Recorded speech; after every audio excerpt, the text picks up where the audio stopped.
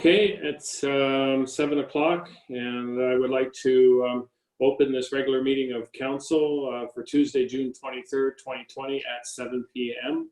And it is being done by electronic participation again. So we call this meeting to order. I would like to begin this meeting by acknowledging that the land on which we gather is the traditional territory of the Anishinaabe and Haudenosaunee peoples, acknowledging the One Bowl and Spoon Treaty. Look for any disclosures of pecuniary interest, general nature thereof. Okay, seeing none. Move on to presentations. We have no presentations this evening. And Mayor's remarks. Please note that our meeting today is being broadcast live. However, only our council and staff are visible to the public. We will also be sharing the recording of this meeting to our website. Chair Bradley from the region held the virtual state of the region last week, and you can view the replay on the Greater Niagara Chamber of Commerce website. Both the Police Services Board and Regional Council will meet on Thursday, June 25th, 8:30 for the Police Service Board and 6:30 for Regional Council. Our next regular meeting of council is scheduled for Tuesday, July 14th at 7 p.m. and it will be held in the chambers. We're getting back to some normal meetings here. With the option for council members and staff to participate electronically if they feel that's how they want to do it. And we will have it open to the public. There will be protocols in place there to make sure that we adhere to the guidelines for safe meetings. Our emergency control group continues to meet regularly through the week to review the status of COVID-19. And this week marks the first full week of phase 2, stage 2. Now, good piece of news. I'd like to congratulate our township employee, our planner, Sarah Ivans. In her studies over the past year, Sarah has achieved the highest cumulative grade and has received the Association of Municipal Managers, Clerks, and Treasurers of Ontario Award for Excellence in Municipal Human Resources. And it's my understanding there one person is chosen annually in all of Ontario, and our Sarah Ivans won that award. So make sure that we congratulate her. We are very fortunate we have such a high quality planner working here in Wainfleet. And that's it for Mayor's remarks. Are there any announcements by councillors? Remarks or announcements? Councillor Van Vliet. I just wanted to say that today some of the members of the Age Friendly Committee raised the Age Friendly Niagara flag because June is Seniors Month in Niagara. Yeah, I saw the picture on Facebook already, so that was great. Any other announcements by any councillors? Okay, seeing none, we move on to the adoption of previous council minutes. And the regular council meeting held June 2nd, 2020. Any comments, corrections there? Okay, seeing none, we'll do this casually. If I'm seeing no concerns with that, those minutes are adopted. And is that okay, Meredith? Yes? Go ahead. Through you, Mr. Mayor, can we just get a show of hands so that we can all see who's in favor? I'll go back to the old way, the other way. Okay, I have a motion, mover, seconder for those minutes, please. Councilor MacLellan and seconded by Councilor Cridland. Any other discussion on those? All in favor? Hands up, please. Do I need to record it? I need to record it by person. Okay, Councilor MacLellan. In favor. Councilor Gilmore. In favor. Councilor Cridland. In favor. Councilor Van Vliet. In favor. Okay, moving on to the minutes of the emergency meeting held June 16th, 2020. Are there any comments or corrections? Okay, that the minutes of the emergency meeting of council held June 16, 2020 be adopted as circulated. A mover and seconder for that, please. Councilor MacLellan and seconded Councilor Cridland. Any other discussion? Seeing none. And recorded vote. Councilor Van Vliet. In favor. Councilor MacLellan. In favor. Councilor Cridland. Council in favor. And Councilor Gilmore. In favor. And those are carried. Public meeting, we have no public meeting. And there's no delegations for this evening. I'll move to staff reports and go with ASR 2020, the Development Charge Reserve Fund announcement, and I'll look to our treasurer, Ms. Luey, to give a brief overview of that report, please. Through the mayor to all of council. So staff report ASR 20 regarding the 2019 Development Charge Reserve Fund statement is a routine staff report required to be presented to council under the Development Charges Act. So this report identifies cash inflows, which include collection activity and interest earned, as well as outflows, which include transfers made as part of the budget process for either capital or operational expenses. So our most recent development charge background study was prepared by Watson and Associates, and this was performed in 2016. This report is set to expire in August of 2021. So since that time, the Ministry of Municipal Affairs and Housing has made a proposal which would change the community benefit charge calculation as well as the existing development charge framework. The development charge background study was approved as part of our township's 2020 budget, the funding for that. So it's staff's intent to engage a firm to undertake the review prior to the end of summer in hopes that later this year or early next year, we will have a new development charge background study, a new framework and fee structure as well. So just a little bit of background information for those who haven't gone through the process. The typical process for this type of review would include discussions between the firm that was engaged and township's senior staff to identify capital expenditure plans and priorities over the next 10 years. The firm would then perform a review and prepare a report, which would then be presented to council. Once the presentation has been made to council, a public meeting would then be held to receive comments from the residents. Then all findings and recommendations would be brought back in front of council for consideration. So as noted also previously this year during budget time, this is in line with staff's intent to present a 10-year capital budget utilizing our new asset management software as part of our 2021 budget process. Okay, thank you. So the motion is Administrative Staff Report ASR 2020 regarding the 2019 Development Charge Reserve Statement be received for information, and that a copy of the report be forwarded to the Ministry of Municipal Affairs and Housing in accordance with the Development Charges Act 19. I'm a mover and a seconder for that, please. Moved by Councilor MacLellan, seconded by Councilor Cridland, and discussion. Okay, seeing no discussion. Oh, Councilor Cridland. Thank you. Just was pausing for a minute. Sorry about that. Thank you for the report. I'm just gonna, and again, I really appreciate knowing that the plans that we have are gonna get us to the target of being ready for 2021 for any potential changes. So I'm hoping that, you know, the earlier we can get to the answer, whatever the answer is going to be for development charges going forward for the next 5 years at least, then the public can plan on what that decision is going to be. So I know right now we only have a 50% rate of the potential for 100% rate of the current development charge model or tool.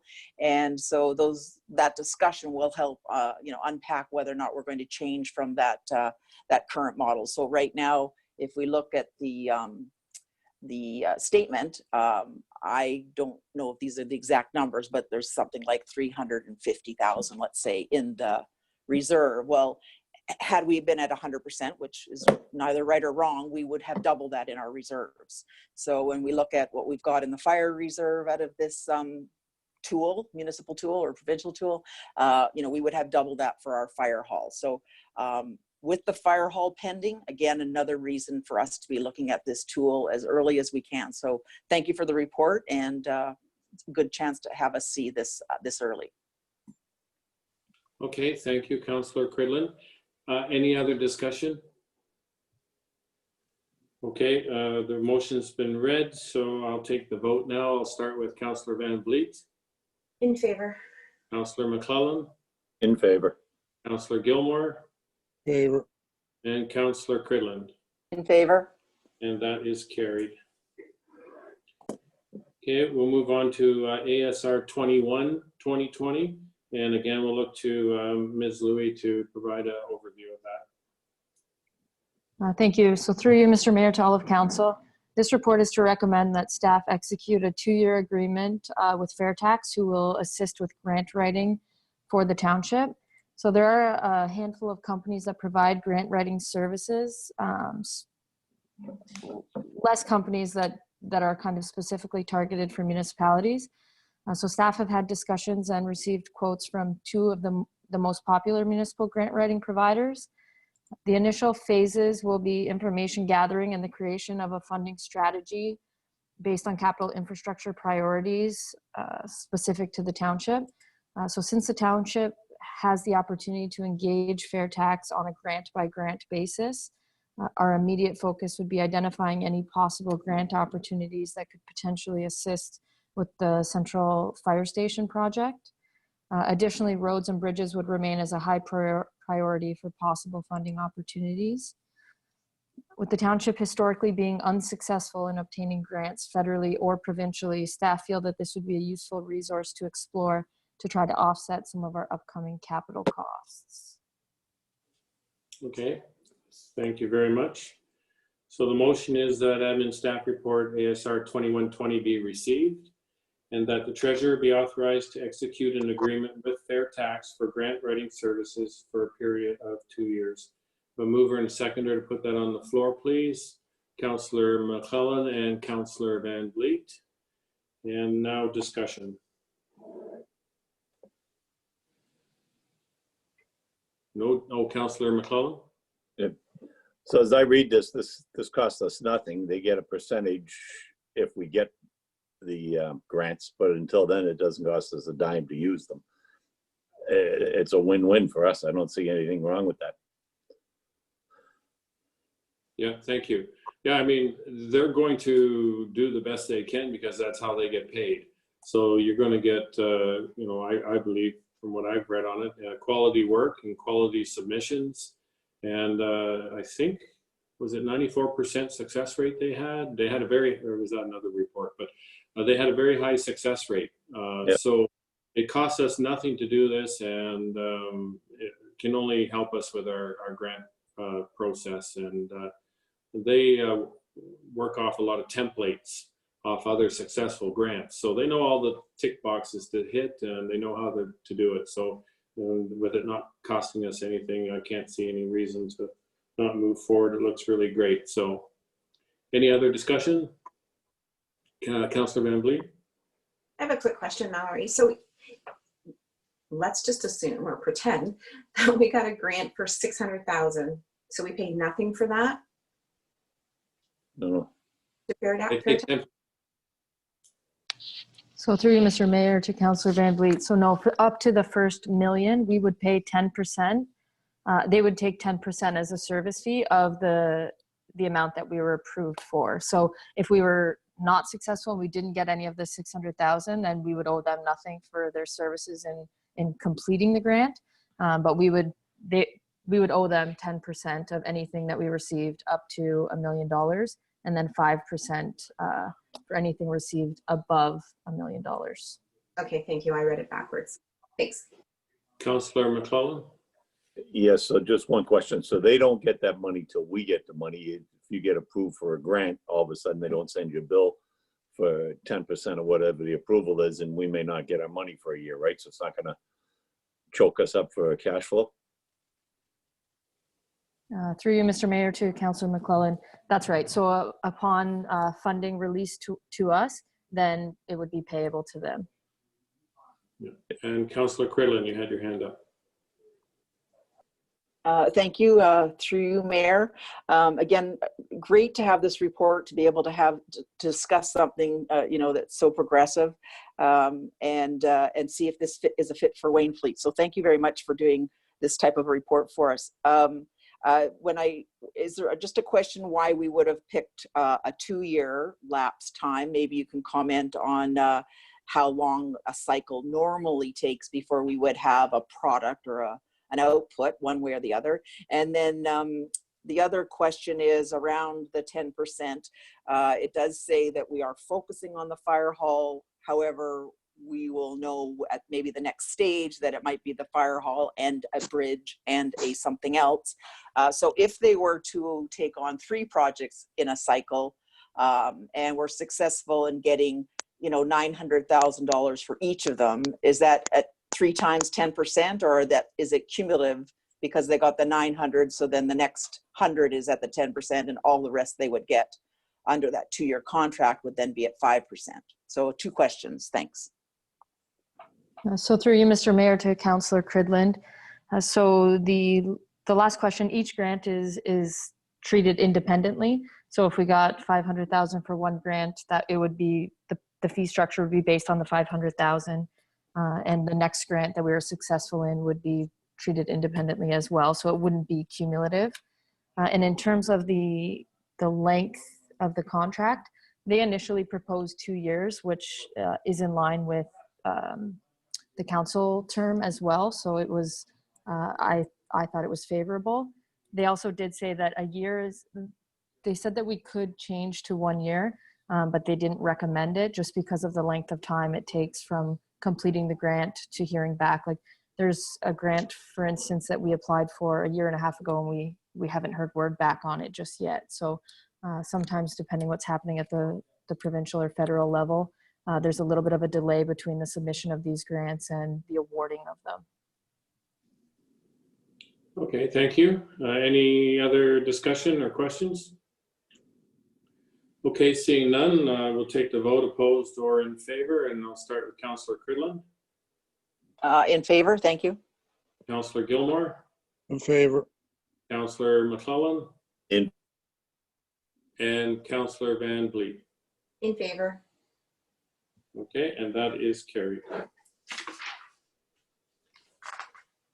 Moving on to ASR 22-2020, the COVID-19 impact report number 4, and then we'll look to our CAO, Mr. Kolasa, to speak to that, please. Thank you, Mr. Mayor. Through you to council, this is just a very high-level overview, most recent update regarding the township's progress in dealing with the COVID-19 pandemic. Again, we remain in a state of emergency at this time, along with the region of Niagara and the province of Ontario. However, as of 4 days ago, the province of Ontario has authorized Niagara region to proceed to phase 2, stage 2, which involves reopening Ontario in a gradual manner.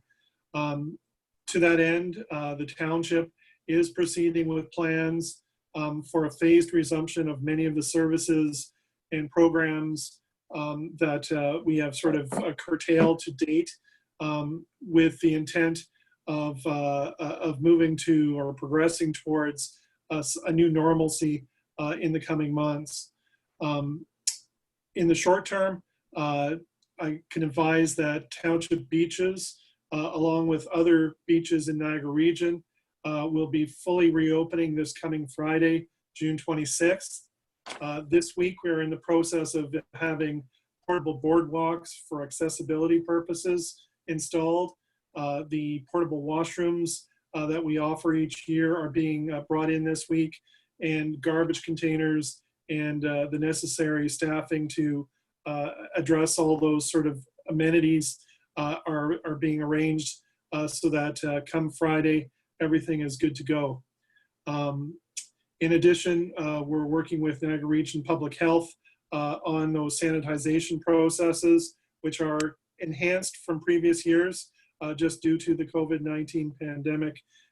So we will be seeing some additional work involved there.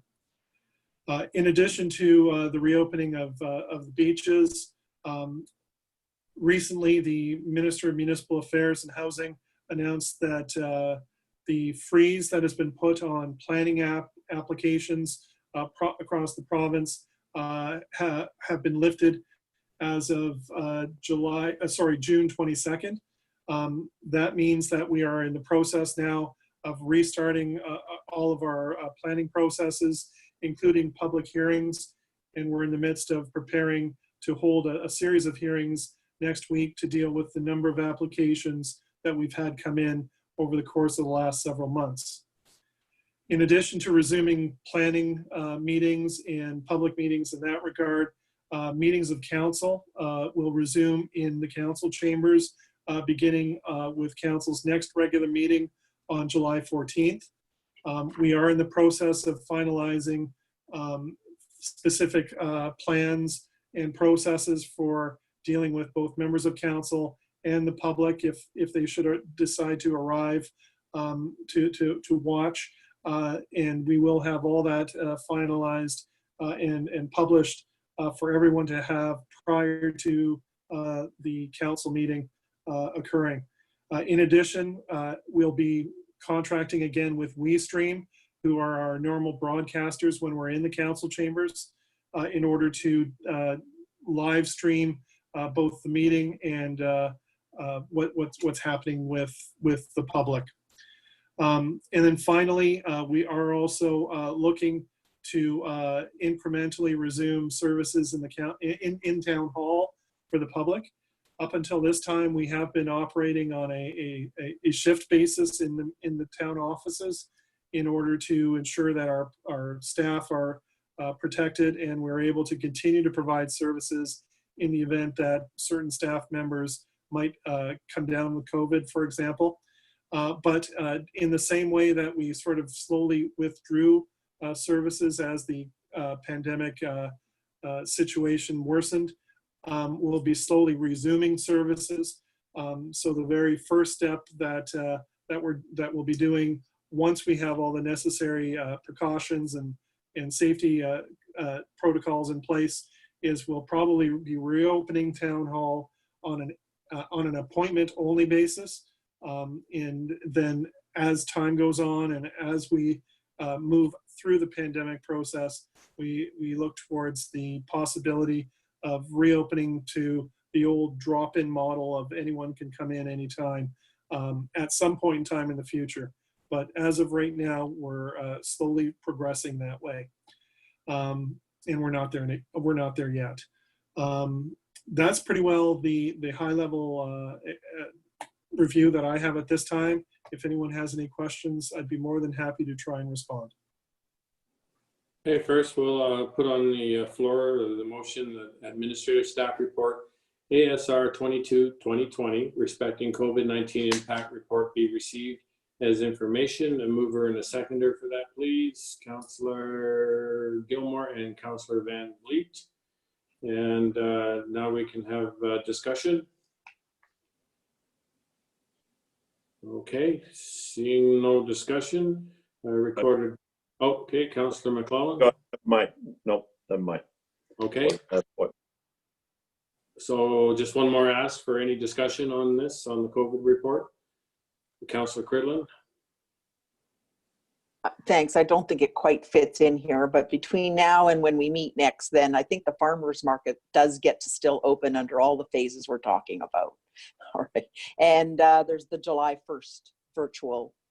Again, doesn't quite fall under this report, but I thought I'd sneak it in. Thanks. You did. You did. Okay. Councilor, Mr. CAO. Through you, one other thing that doesn't quite fit in under this report is the operations of our library board and the public library. They are sort of a separate entity from the township, and they have been slowly and incrementally reopening in accordance with provincial direction as well. And what I will try to do is for our next update report, provide council with a summary of their operations throughout the COVID pandemic as well. Okay. Any other discussion or comments? Okay, I'll call the question. In favor or opposed, Councilor Van Vliet. In favor. Councilor MacLellan. In favor.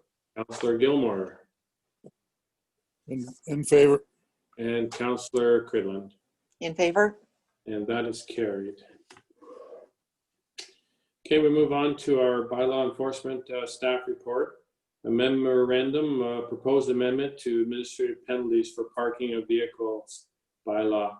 And we'll look to Mr. Tardif, our bylaw officer, to give a brief overview of that, please. Thank you. Welcome. Through you, Mr. Mayor, to all of council. So this report is just over since COVID and actually in years past as well. We've been noticing a huge increase of visitors and residents alike coming down to the beaches and quarries and parking illegally. As of late, though, it's just been we've been finding that it's just a cost of coming to the quarry and the beach. The penalty notices are supposed to be a deterrent system, and they haven't been as of late. With that, this report or this memo is to ask council for their consideration for increasing penalties from $30 to $50 for some of our most common parking violations. Those would be park where prohibited by sign, park facing the wrong way, and park not angled to the road in the angled parking areas, which is specific to Quarry Road and Reeves Bay area, as well as double parking, impeding traffic, and stopping and standing on a bridge. As I said, these are meant for to be discourage parking in these areas, and it hasn't been as of late. So the request to raise this up is what the request is today. Thank you, Mr. Tardif. And so the motion is that the memorandum from bylaw enforcement officer respecting a proposed amendment to admin penalties for parking of vehicles bylaw be received for information. The mover seconder to put it on the floor, Councilor MacLellan and Councilor Gilmore. And now discussion, please. Councilor MacLellan. Yeah, I have a problem with the $50. I don't think it's enough. I think you should put it to 100 and then it'll end it. $50 is the cost of going to a park. It's not enough money. For a day, if there's 5 guys in a car, cost you $10 each. Okay, good point. Other discussions?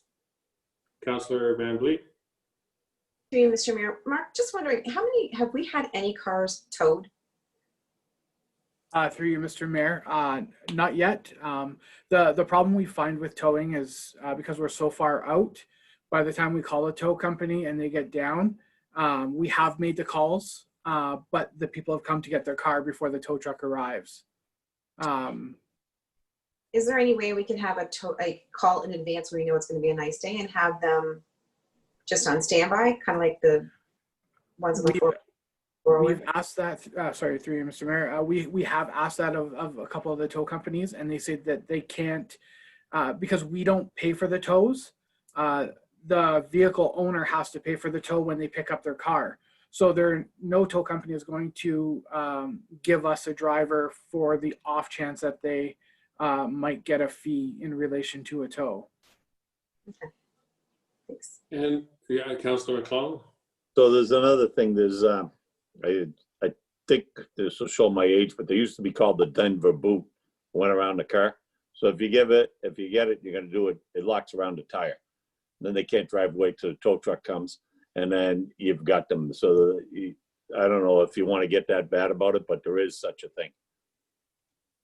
Yeah, that could be like a last step sort of thing. I think the $100 or increasing the fine probably would be That'll do it. As the next step anyways. Mark, I look to you to explain the obligation by a recipient of a ticket to pay that ticket. How's it paid?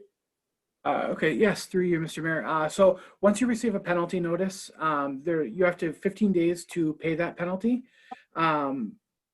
In the normal circumstances, not COVID related, because all late fees right now have been put on hold. We're not charging any late fees for anything as directed by the province as one of the recommendations. But normally after the 15 days, a late notice would be sent off. Then you would get 15 or 30 days to pay that penalty. If you don't pay that penalty within that time frame, the license plate gets sent off to the MTO, and the MTO will refuse plate sticker issuance. We call them plate denials for the next vehicle year for the owner. Okay, so I'm guessing then obviously they can pay it there and settle that right there when they go to renew their plate. And do those funds come to us or do they go into provincial coffers, just for the public's information? Through you, Mr. Mayor, the MTO they put their fees on it. So they take their cut, but we get the full amount of the late fee as well as the penalty notice. Okay, thank you. Mr. CAO, you had your hand up there for a second, Will? Just through you, Mr. Mayor, regarding the booting of vehicles, I just wanted to comment that I do know that it is a practice that does happen on private property in certain places, including within the province of Ontario. I'm not certain if what the legalities are associated with booting on roadways and public property. We can certainly look into that, and we will look into that moving forward. But the other element was if there is a sort of a feeling or a thought amongst council that the $50 fee being proposed is not high enough, you can certainly propose to amend that from 50 to 100 or 75 or something in between. And I would recommend doing a motion to do that after you receive the memorandum as information. Okay, well, we have received that as information. Councilor MacLellan, you're next. Yeah, so I just question a mark on this. I know in Welland, if you get a parking ticket, if you don't pay in so many days, the ticket goes, I think it doubles. I know I got caught at the courthouse once about a year ago, and I think you had 7 days to pay it, and if you didn't, the price went way up. And then they could, if you don't pay that, then it goes on your license, right? So I don't know how that works, or if we can do something like that. So through you, Mr. Mayor, to Councilor MacLellan. So yes, we do have a very similar process in place. So with our ticket programming, there's a $25 extra fee that's added on for doing the late fees to get MTO information, and then just a normal late fee. So it's an extra $25 on top of whatever the penalty notice normally is. Yep, thank you. Councilor Van Vliet, you had a question? I do. Through you, Mr. Mayor, to Mark, I'm not sure if this falls under what we're talking about. I'm just wondering about the quarry. I know many people have been down there and the mess that's been left. Are we obligated to clean that up, or is it the MPCA? And if it's us, do we charge the MPCA? And why can't we just shut the quarry right down? Through you, Mr. Mayor, it is MPCA property. It's MPCA that's required to clean it up. We did have discussions with closing the quarry down, and MPCA was not really in favor of that. They were trying to look at alternatives as well to deal with the quarry issue. If the garbage is on the roadway right away, then that's our responsibility. But within the MPCA grounds, it's not. So Councilor Van Vliet, I think, was next, and then Councilor MacLellan. I just spoke. I'm good. Okay, Councilor Cridland, you had a question? Thank you. And again, thank you for bringing this memorandum back. It's obviously being proactive. I'm not sure what the right amount is, but I can see we are trying to be targeted. We are trying to be stepped. We are trying to use our public spaces to let people know this isn't the right place or the right things to be doing. I kind of like the idea of maybe doubling the fees. I know it's an odd number, like it would be 60, but it seems like it would be something that we're doubling down. We're going to the next step. There's lots of room to go up, but we're trying to do something that's a deterrent. So I would, I definitely support changing it. Whether it's 50 or whatever the council, decides, but I just throw out doubling as an idea. Okay, thank you. Councilor MacLellan. Okay, so I understand the parking, and yes, we got to raise the rates, and I have no problem with that. But as council and as a township, we should be going after the Conservation Authority They run this Gord Harry Trail. It's there for people to walk on. It's not just for the local neighbors that are there. It's for all of our townspeople. The quarry is there. They run it as a place where people can go and enjoy themselves. They need to provide parking. They put that in there, and there's, what, 8 parking spaces there and maybe 15 along the Gord Harry Trail for 8 miles through our town. We have to get after them and get them to build parking spots. If they don't build them, lease it to us and let us build them. And we can charge for that. And then, right, I'm not there to stop people from enjoying it, but they've got to follow the rules. And right now, there's no place for them to park. Okay, thank you. Councilor Gilmore? Well, I just wanted to say, I agree with John about raising the rate, and I think $100 will do it. We can speak to the MPCA, but we need to stay in our lane.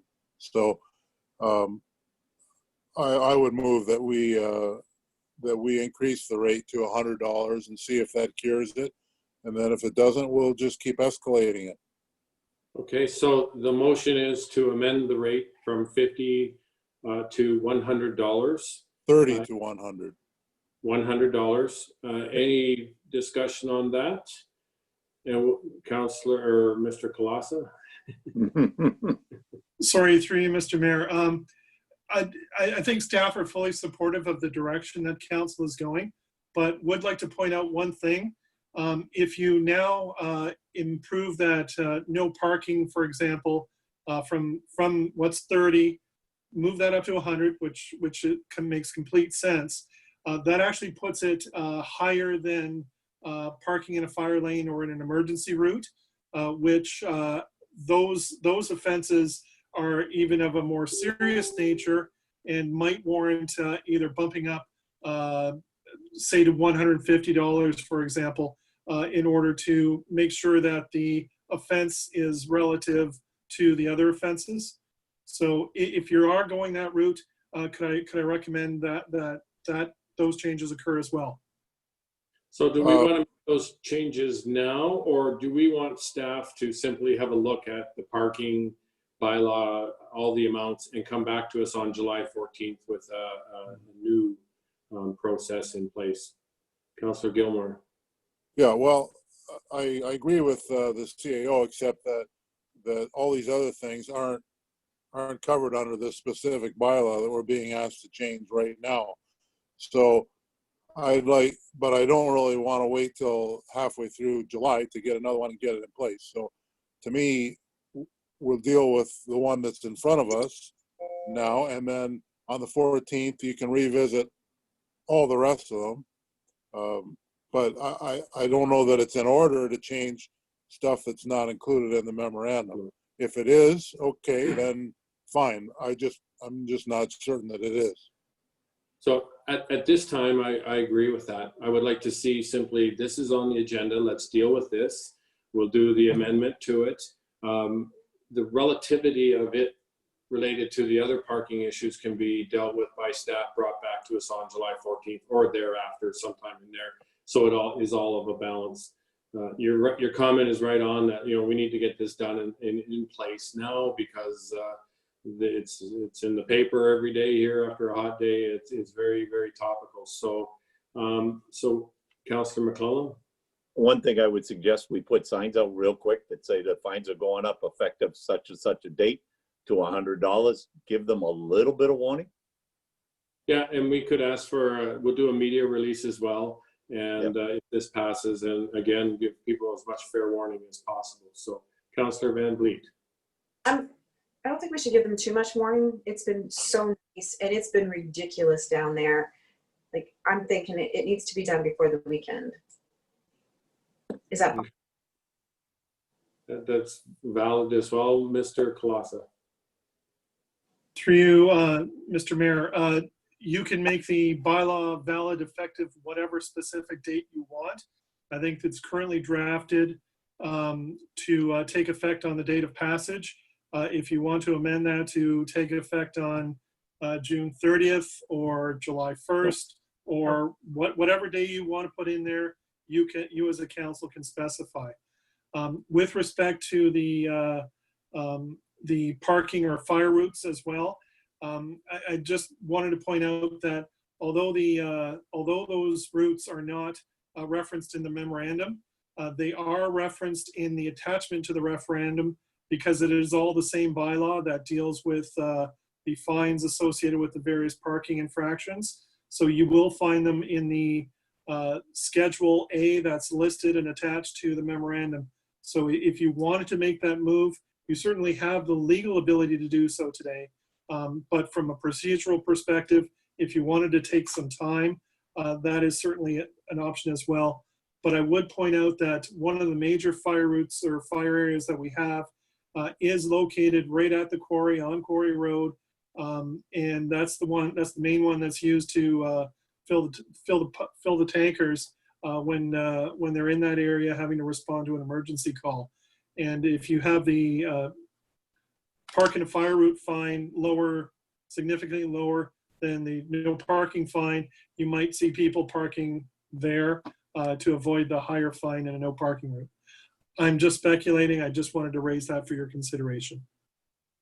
Okay, Councilor MacLellan. Okay, so I see in this list, item 40 is parking an emergency route. So why don't we just add that right now to $100? That'll cover that. And we'll worry about the rest. I'd like to know how many tickets we actually write in the rest of them in the course of the year. I don't think it's a problem. This is a problem. Let's get it done. And Will, I'll ask the question. Can we get signs up in 2 days? Through you, Mr. Mayor, we don't normally put the fine dollar amounts on signs because those fine amounts can change from time to time. So what we would do as part of a public education perspective is post things on social media, do a news release, that sort of thing. The signs are basically no parking signs, and those go up.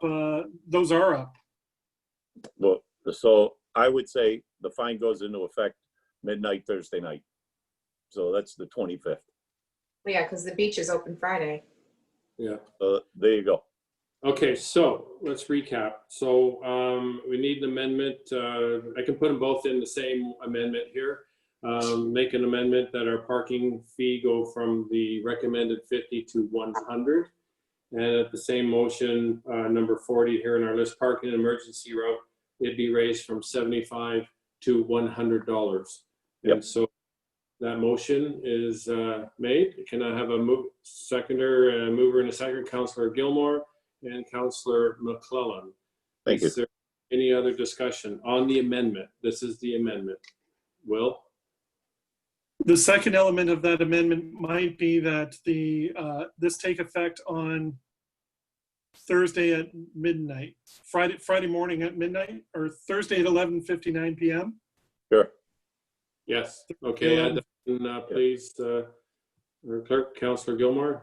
What's wrong with just leaving it as it is? It's when the bylaws pass, which will be in about 35 minutes. What's the difference? Yeah, like I don't see we need a start date on this. It passes. Yeah. And, Yep. no parking signs are in place, and so all of a sudden it's $100 instead of 30. We can still, as a nicety, just to show we're nice guys, we can still do some media stuff, social media and that, but they're already parking, and so I agree with that. It can come into effect once it's voted on. So one more, Councilor MacLellan. Yes. So this is in effect for all along Lakeshore. So this is down at the regional beach that's down there as well. This covers all of our Lakeshore area. This is our whole bylaw for all of the township. So Beautiful. Okay. okay, so Mr. Kolasa, we're going to get there. You're on mute. You're You're muted. muted. Sorry, I just wanted to caution that portion of Lakeshore Road in front of the regional beach is actually a regional road, and any bylaw or any fines associated with that are actually under the region's traffic bylaw, because the region has jurisdiction over that road and not us. So we could certainly reach out to the region and speak to them about this, let them know what we're doing. But mostly, I don't think we're having the same degree of problem down there that we're having up towards this end. We certainly are having problems up there, but it's just not to the same magnitude or scale as we are in our area by the quarry in Reeves Bay and the rest of Lakeshore on Wainfleet side. Okay. Any further discussion? We'll vote on the amendment, the two amendments, and then we vote on the motion after that. So the motion is to change our parking from 30 to 100, our parking violation, and to change the number 40, the park and emergency route from $75 to $100. So for that amendment, we have a mover and a seconder, please. Councilor MacLellan, seconded. Councilor Cridland. Any further discussion on that, on the amendment? And the recorded vote, Councilor Van Vliet, In favor. Councilor MacLellan, In favor. Councilor Cridland, In favor? and Councilor Gilmore. In favor. Okay, and that is carried, that amendment. And now voting on the entire motion as initially read, as amended, now with the new amendments. And in favor or opposed, Councilor Van Vliet, In favor. Councilor Cridland, In favor? Councilor Gilmore, In favor. and Councilor MacLellan. In favor. Okay, and that is carried. Good discussion. Okay, moving on to planning staff report 007-2020, proposed telecommunications tower 51251 Tunnicliffe Road South. And I'll look to our esteemed and awarded planner to speak to that, please. Thank you, Mr. Mayor. Through you to all council. So the planning department has received a request for municipal concurrence for a proposed telecommunications tower at 51251 Tunnicliffe Road South. The proposed tower is a 45-meter light-duty self-support tower that has an anti-climb mechanism on it. The tower has a face width of 2.75 meters at the base, and it tapers up to 1 meter at the top.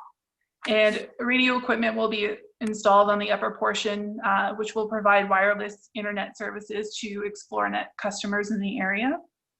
The tower will also have a 15-meter by 15-meter compound at the base, which will house the equipment for the tower. And it will be accessed through the existing private driveway that exists on the property. So the site plan and the photo rendering of what the tower will look like is attached as Appendix B to the report. I'll just remind council that we're not the approval authority on the tower. We're a stakeholder that's to be consulted. Ultimately, it's up to Innovation, Science and Economic Development Canada to review and approve the project. So the company on behalf of ExploreNet is approaching council and requesting concurrence, what they call municipal concurrence of the project. When the consultant first reached out to the planning department, they were responsible for doing the public consultation piece. Since the township doesn't have a telecommunications protocol, we follow the federal guidelines for public consultation. So immediate adjacent landowners were notified by regular mail, and an advertisement was put in the local newspaper. Through that process there was a 30-day public consultation period, and no comments were received from the public. So in terms of the circulation, so I circulated to other staff members for comment from their various department perspectives. One of the comments that came back is that if ExploreNet was looking to have some additional infrastructure in Wainfleet, that the township may be open to hosting that infrastructure on some municipal properties, being the township complex in the village or any of our fire hall properties. So in the report, I've recommended that I put that in the letter of concurrence to let them know that that may be something that we can explore with ExploreNet. In terms of the township's official plan and zoning bylaw, telecommunication towers are not subject to these municipal policies and regulations.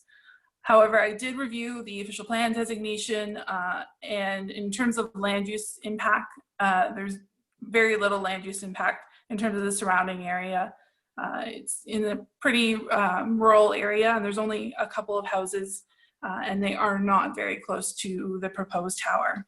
So I've recommended that council offer no objection to the proposed tower and authorize the issuance of a letter of municipal concurrence for the project. Okay, thank you, Sarah. So the motion is planning staff report PSR 007-2020 be received, and that council offer no objection to the installation of a telecommunications tower for lands known as 51251 Tunnicliffe Road South in the Township of Wainfleet, and that council authorize staff to prepare a letter of concurrence for the project. A mover and the seconder to put that on the floor for discussion, Councilor Gilmore, Councilor MacLellan, and discussion, please. Councilor Van Vliet. No discussion. I just want to say congratulations, Sarah. No. Through you, Mr. Mayor, thank you very much. Yeah, that's awesome. It really is. Okay, any discussion on the tower? Councilor Cridland? It doesn't look, thank you through you, Mayor, then to staff, that you don't need anything amended, obviously, to reach out from ExploreNet. I would certainly want to take advantage of including that if that needs council approval for that.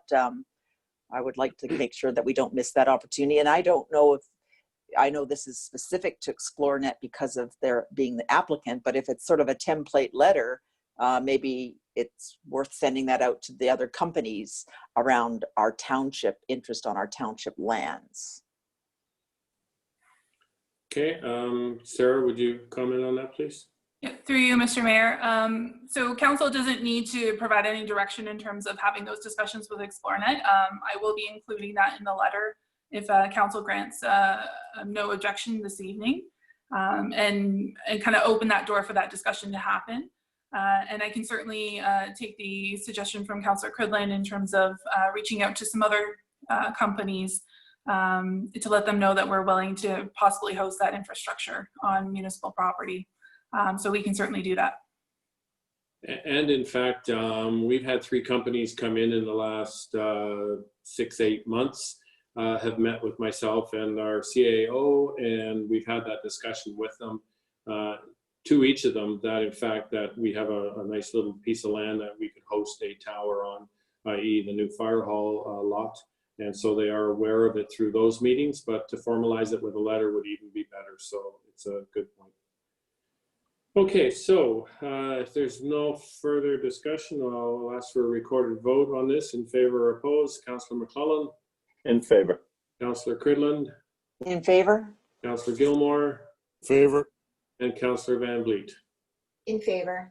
And that is carried.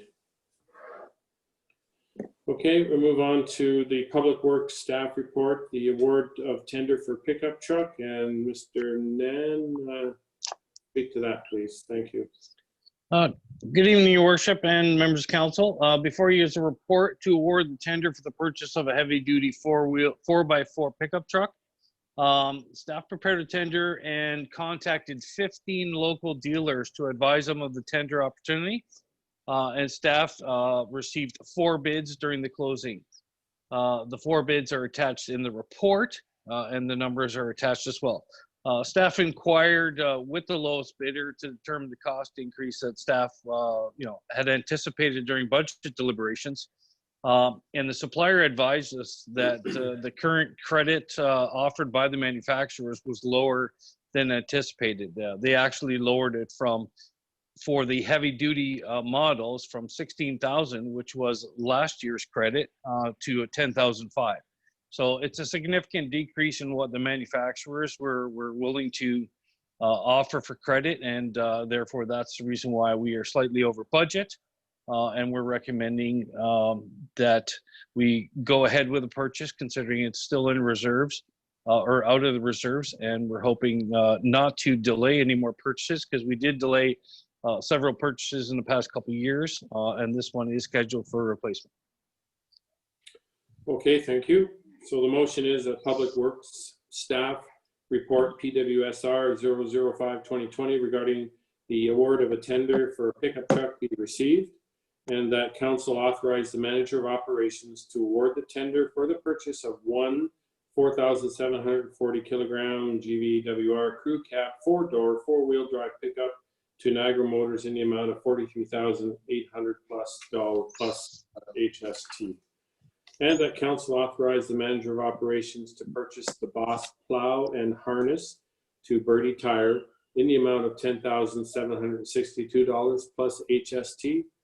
And that council direct the manager of corporate services treasurer to fund the unbudgeted overage from the equipment reserve. Mover seconder, put this on the floor for discussion. Councilor MacLellan, seconded by Councilor Gilmore. And discussion, please. Okay, seeing no discussion. Have a vote on this, recorded vote again. Councilor MacLellan. In favor. Councilor Van Vliet. In favor. Councilor Cridland. In favor. And Councilor Gilmore. In favor. And that is carried. Now moving on to PWSR 006-2020 traffic calming measures. And we'll look to Mr. Nanigan to speak to that. Through your worship, members of council, before you is a report submitted is in response to requests that we had at the previous meeting for some potential center line signage or other traffic calming measures in the township. Staff have reviewed various pilot projects in regarding these center line signage, and they've taken place across Ontario, including Ottawa, Kitchener, Waterloo, London, Newmarket, and Kingston areas. The study areas for this type of signage are usually placed in areas like school zones, long-term care facility locations, playgrounds, pedestrian crossings, and of course local roads. The manufacturer has done significant studies, and they've supplied us with various recommendations for the installation, including things like it has to be on an asphalt surface roadway in order to make the epoxy anchors solidify and to make a permanent fixture. They should be installed on 50-kilometer-an-hour roadways, as well as narrowing the lane surface, capable of narrowing the lane surface to 6 meters. Therefore, between the signage, for instance, and the edge of the road, should still provide the 3 meters required by legislation that we as road builders and road authorities should be leaving for the lanes. The township currently only has 15 kilometers worth of asphalt, which is hot mix surface roadways. We have provided a few recommendations listed in the report, but again, there are other alternatives that we could look at. The budget for these signs currently is attached for the center line signage. It's slightly over 200.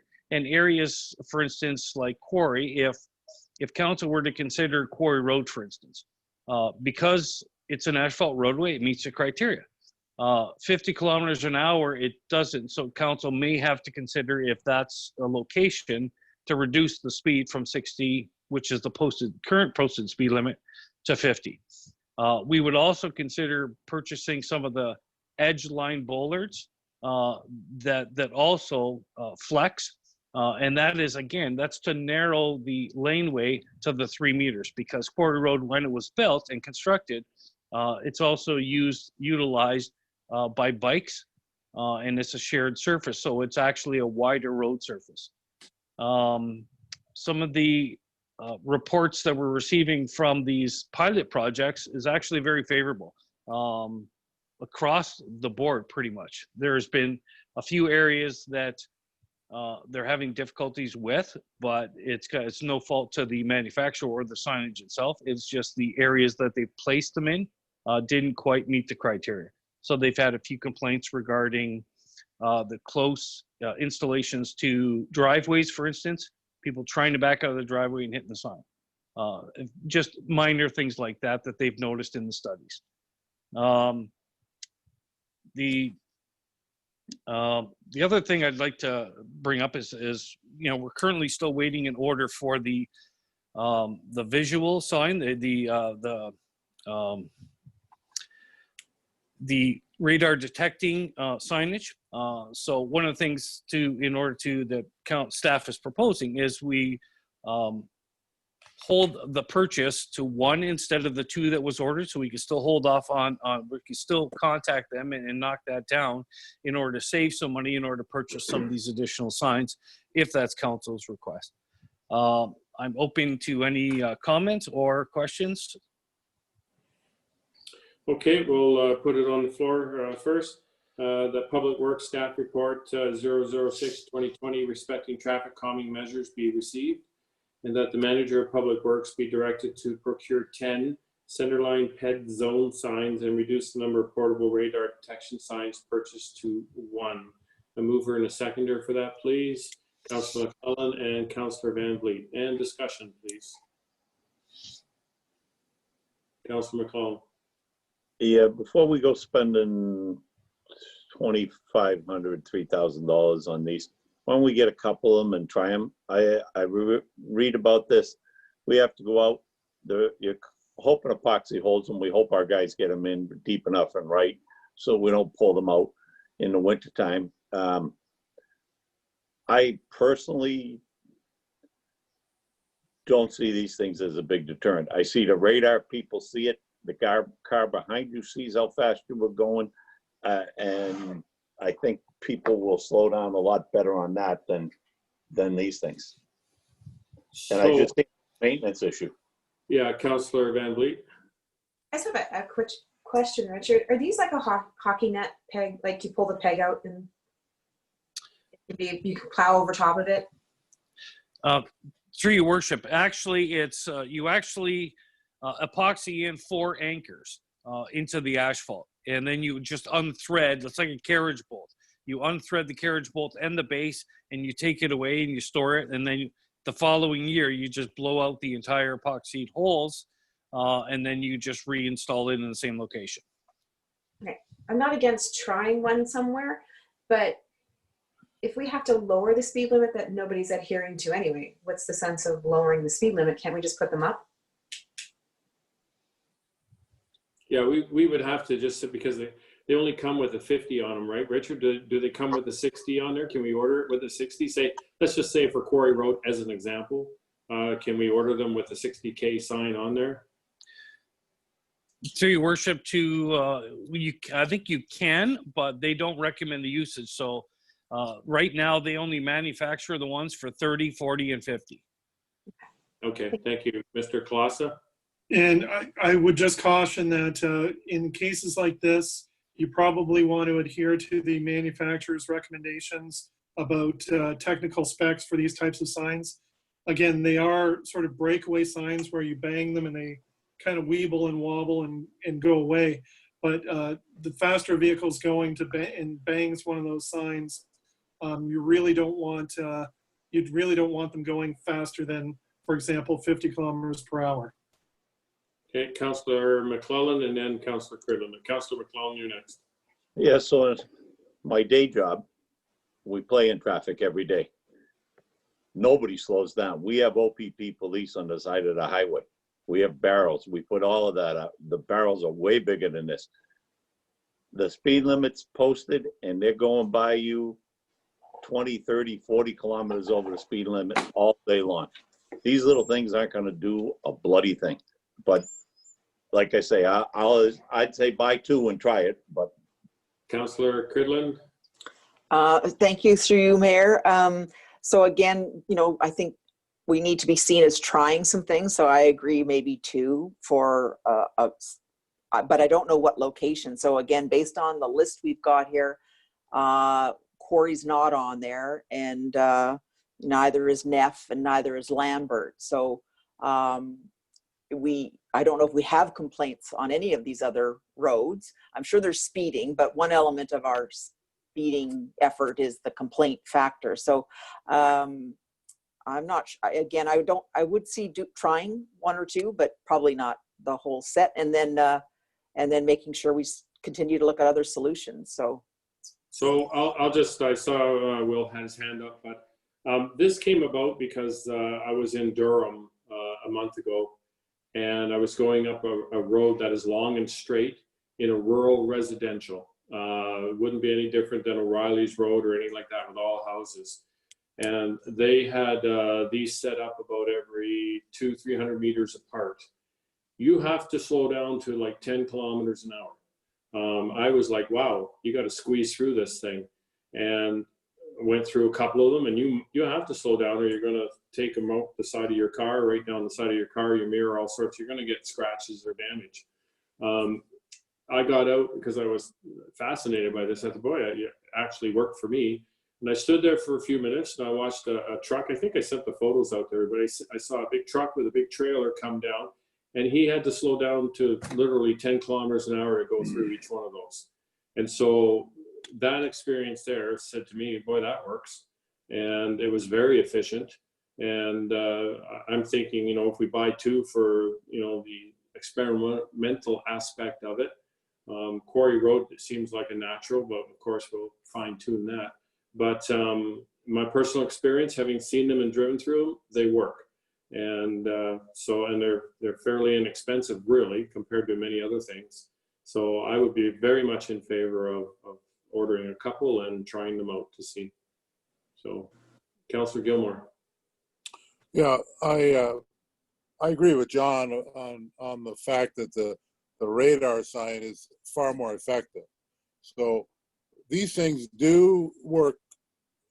I mean, they work on me, so they must work when I see them, but not as well as the radar sign. Those things are highly effective, at least in my experience, and I do a lot of driving. So I'm not happy about only ordering one of the radar things. I can see lightening up on a few of these other ones and testing them, but as I stated in the last meeting, just figure out how you're going to pay for two of those units, like we said a long time ago, and get them. Because we've been sitting on our hands on this. Let's get them. We got 100 spots you can use those things, and they work for sure. The other things probably do work too, and then we can always add some more. And Richard can clarify this, but I don't see why they can't go on a tar and chip road. And even if you have to put a 3x3 square in the middle of the road of hot mix, and I'll anchor it there and then tar and chip over it. Like, to me, there's got to be 100 ways to solve that problem too. But I'm not happy about only getting one of the other things. I mean, we said we wanted two a long time ago. Get two and let's get on with it. Okay, I agree. Just a second. Councilor Van Vliet is up next, but I just want to make one comment there. Are you seeing, I'm wondering if the conversation is that you're seeing the sign in the middle as the only one, and that it is a suggestion that you go 50 kilometers an hour, you just drive past it, because that's not the point of these things at all. The point is they're only effective when you have the two on the side, the bollards on the side, and the distance gives you about 3-4 inches on each side of your vehicle. That's the whole point of it, not just the fact that there's one of these things in the middle of the road, because that's not going to slow you down. What slows you down is the fact that, holy smokes, I got to squeeze through this little space here, and so I'm going to slow down to get through it. They're only effective. I wouldn't waste our money if it was just the center one. To me, that's a waste of money. But it's with the two on each side. Everyone that I saw had the two on each side, and you had to slow down to squeeze through. If not, you risk smacking into them and damaging your vehicle. So that's just to make sure we're clear on that point. It's not just the 50 sign in the middle. Well, I don't know if you're asking me, but I've only seen them in the center. No, and only a couple of spots, but they still serve as a reminder that you may be going too fast. But again, not nearly as effective as the digital sign. Yeah, no. See, we're talking apples and oranges, because if we were just putting them in the center, I wouldn't suggest wasting our money, because the pixel sign is effective. What stops you on this is in the report, you can see the two bollards on the side. That is what makes it slow. You have to slow down or you're hitting it. So the one in the middle, I wouldn't waste our money if you're just putting that up. I'd say don't bother, because that's not effective. But the fact is, it's about whether you're going to scratch your car or not going through there. So you have to slow down. that's the Mhm. whole thing, or the one in the middle to me would be a waste of money. So Councillor Van Vliet, you're next. I have a question about the ones that we put in that we're talking about, you're talking about, Mayor. What if you're taking a spray buggy down with a tractor? Does that affect it? Like, are you gonna rip it right out, or a combine, or a seed drill? Yeah, Richard? Sorry, I missed that year. That's like, I'm just wondering if you, on the ones that pop up, the ones that we're talking about, if you're going down the road, right? Let's say you have a spray buggy or a seed drill or what have you, equipment, are you gonna rip them out of the road? Through your worship, they're actually designed that the anchor stays there. Though they've actually tested these driving with heavy duty vehicles, including tractor trailers. They just fold over, tractors drive right over them, similar to a transport. Okay, I kind of see them as a bit of coming from a motorhead family that, you know, somebody might want to just do a burnout to see if they can get it off the road. You Yeah, can't. Councillor MacLellan. So a couple of things. So if you want to see them, they're on Clarence Street in Port Colborne, right in front of the CIBC. They put them in there, which has no speed at all, but it's there, and they've got showing pedestrians crossing, but they've got them squeezed right down. Number two is they only get hit a number of times and then they snap off, and then you have to replace them.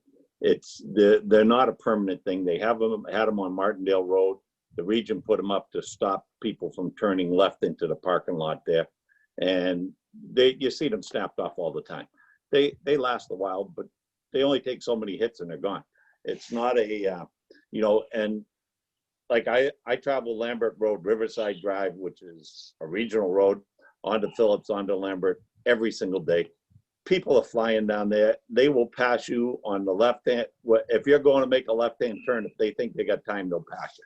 The radar thing is what we need, and then if I'm sure it'll tell you how many cars are speeding with the radar, and then we can make a call to the cops and say, get out there. We've got 50 cars a day speeding. This thing tells you nothing. Okay, Councillor Cridland. Through you, Mayor, again, having more things in our toolbox is great, but I kind of agree with Councillor Gilmore that we had committed to the 2 and the set, and whether we go above that now and do 2 of the others to try, I think that's reasonable maybe. But the other thing about the radar ones is they can move around. So we have hot spots, we have multiple streets, and I think the radar ones might give us some flexibility in getting some traction this year. And I think we come back with a plan for what other places these more permanent ones could work and not impact obviously any farm equipment. So I tend to go. Thank you. Councillor Van Vliet. One more question. Are these a danger to motorcycles? Through your worship, no, they've been tested. Motorcycles, actually, they probably wouldn't deter them at all because there's really no space that's going to slow them down. So, thank you. Am I hearing that we basically want to stay status quo with 2 of the electronic speed signs, and that we could come just receive this report for information and not move forward with purchasing any? That's basically where I think I'm hearing. If we want to do that, Councillor MacLellan? I say we buy the 2 radar signs that we talked about and approved already and get them as fast as we can. I would get 2 sets of these and put them somewhere and try them and see what they do. So we'll invest 300, 6. We're going to spend $1,000 to try these 2 of these. It'll give us a warm, fuzzy feeling, and we'll find out if they work or they don't. Okay, so well, in favor of the warm, fuzzy feeling. So I agree that we should keep the 2. We've already voted on those. That's finished. We've already agreed. Just get them in. The money is set aside. So really what we're looking at and is amending this to request that Public Works buy 2 sets of these. And again, without the bollards on the sign, on the side, don't waste our money. They don't, it's not, it's got to have that pinch point. That's what slows cars down. So can we make that amendment then that we don't touch our pixel signs, which is previously done, that we simply amend this down to purchase 2 of these sets with the bollards for each one And that'll be the end of this discussion on that. So anybody want to make that motion? Councilor MacLellan will make that motion, and the seconder on that, Councilor Van Vliet, the motion is that we simply buy 2 of these traffic calming devices and don't even have to touch the pixel signs because that's already been dealt with at a previous meeting. Okay, so just to vote on the amendment to this motion, I look for Councilor Van Vliet for or against the amendment. Oh. Changing it just to the 2, purchasing the 2 of these traffic calming devices. Can I ask a quick question or no? Yep, go ahead. I'm looking at timeline. How fast do we get these things, like the radar signs that we approved at budget and these traffic calming? What's our timeline? Are we looking at this summer when we actually need them? Okay. Okay, then in favor. Okay. Councilor MacLellan, In favor. Councilor Cridland, In favor? and Councilor Gilmore. In favor. I didn't Okay. hear the answer to the question. If there was an answer. It was yes. Well, yes, what? That Getting we'll, it soon? we'll get them this summer, right? Fairly soon. But Yeah. any, can we get any finer time than this summer? Yeah. Richard? We're expecting in anywhere between 2 and 3 more weeks. Okay, great. Thanks. Okay, so as amended, have a final vote as amended. The motions, Councilor Van Vliet, In favor. Councilor Gilmore, In favor. Councilor Cridland, In favor? and Councilor MacLellan. In favor. And that is carried. Okay, move on to correspondence. No items of correspondence. And moving into the bylaw. Bylaw number 28, 2020 being a bylaw to amend bylaw number 20, 2014, being a bylaw to establish a system for administrative penalties respecting the stopping, standing, and parking of vehicles be read and passed this 23rd day of June 2020. Mover and a seconder for that bylaw, please. Councilor MacLellan and Just, hold on. sorry, just a Hold on. note that bylaw is as amended as our previous direction earlier in the meeting. all right, for the 100 and the 100. Okay, as amended. For administrative penalties respecting stopping, standing, parking vehicles be read and passed this 23rd day of June 2020 as amended. A mover and a seconder. Councilor, I think MacLellan was the mover. Seconder is Councilor Gilmore. Any discussion on that? Okay, seeing none, recorded vote. Councilor Van Vliet, In favor. Councilor Gilmore, In favor. Councilor Cridland, In favor? Councilor MacLellan. In favor. That is carried. Are there any notices of motion? Okay, seeing none. Closed meeting. There are no closed meeting items scheduled for this evening. And Meredith, you wish to speak? Please, Mr. Mayor, sorry, I just wasn't sure if any of the members of council had any correspondence to pull that wasn't listed on the agenda. If we could just go back to that for a second. Okay, sorry, thank you. Is there any correspondence anybody wants lifted out of the package? Okay, seeing none, thank you for that, Meredith. No notices of motion? Okay, seeing none. No closed meeting this evening. And just a bylaw to confirm the proceedings. Bylaw number 29, 2020 being a bylaw to adopt, ratify, and confirm the proceedings of the council of the corporation of the Township of Wainfleet at its meeting held June 16, 2020 and June 23rd, 2020 be read and passed this 23rd day of June 2020.